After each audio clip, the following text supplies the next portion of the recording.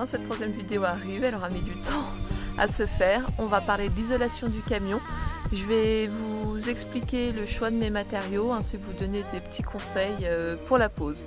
J'espère que cette vidéo vous plaira. N'hésitez pas à me poser vos questions dans les commentaires. Bon visionnage. J'ai opté pour du liège expansé qui se présente sous forme de plaque comme ceci. Après avoir pris les mesures nécessaires, la plaque se découpe au cutter.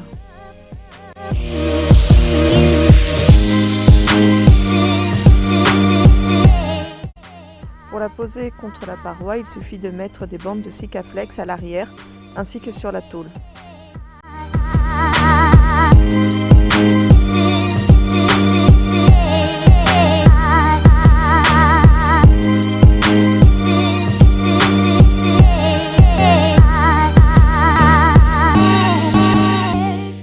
Bien, maintenant qu'on va attaquer l'isolation du sol, je voulais vous prévenir parce que je me suis fait avoir avec les plaques de liège. Si vous en prenez, pensez à mettre des gants parce que sinon après vous avez les mains toutes noires et c'est très compliqué d'y enlever. Voilà, petite astuce. Ce que je vais faire pour le sol, c'est donc maintenant poser les tasseaux pour mettre ensuite les plaques au milieu pour ensuite mettre l'OSB au-dessus. Donc voilà la première étape de fini. Les tasseaux donc sont placés et j'ai plus qu'à mettre l'isolation comme ça au milieu. Donc ce que j'ai fait, j'ai donc pris des tasseaux de 21 par 27, comme ça le 21 est là et ça ne dépasse pas au niveau de l'isolation qui fait donc 20 mm. Donc voilà, on va faire ça et comme ça je pourrai venir ensuite plaquer les plaques d'OSB. Donc j'ai pris des vis autoforeuses, j'ai pré-percé les tasseaux, puis ensuite mettre les vis donc en autoforeuse. Comme ça, juste avec une visseuse, il n'y a pas besoin de pré-percer la tôle. Deuxième partie de l'isolation avec ceci, qui est de la laine de mouton en vrac, que je vais mettre donc dans les trous maintenant.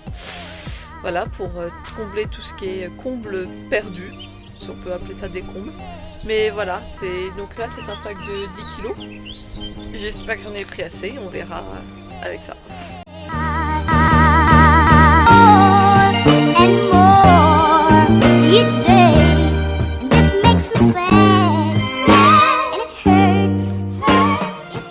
Voilà donc à quoi ça ressemble.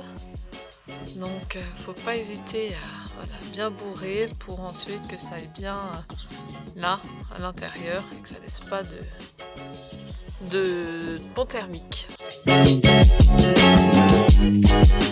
Pour l'isolation thermique, j'ai donc choisi du Biofib Trio qui est un mélange de laine de chanvre, de coton et de lin qui se présente aussi sous panneau de 45 mm.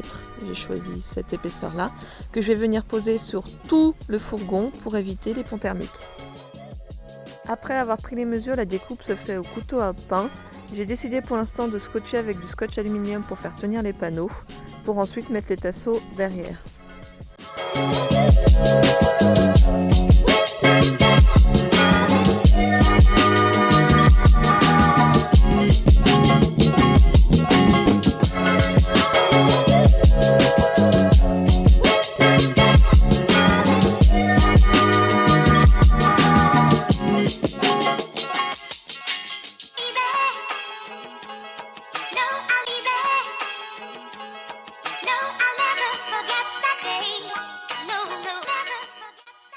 Pour l'isolation au plafond, j'ai d'abord mis les tasseaux que j'ai fixés comme ça sur les renforts. Voilà, dans un premier temps. Et ensuite, pour éviter la différence de niveau entre les renforts ici et ici, j'ai planté comme ça un support et je vais venir poser comme ceci. Je vais vous montrer. Hop. Comme ceci. Voilà, comme ceci, comme ça, tout est à la même hauteur et tout est droit. Le frein vapeur est un film qui va empêcher la condensation lorsque vous vivrez dans votre van, quand vous ferez des pâtes, voilà, tout ce qui sera source de chaleur. Le frein vapeur évitera donc de moisir toute votre isolation. Ne pas confondre entre le frein vapeur et le pare-vapeur. Il faut vraiment prendre du frein vapeur.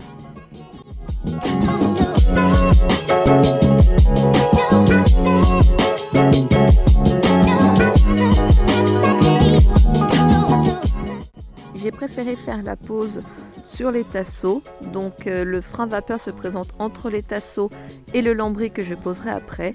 Pour la pose, il suffit de vous munir d'une agrafeuse et donc d'agrafer contre les tasseaux.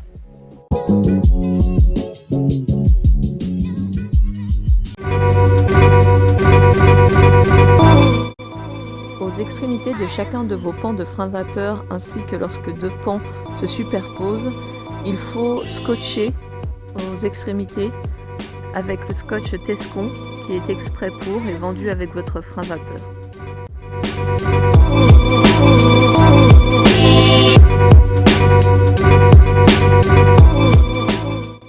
Cette vidéo est à présent terminée. J'espère qu'elle vous a plu, qu'elle vous a été utile et on se retrouve pour la prochaine qui sera pour l'électricité.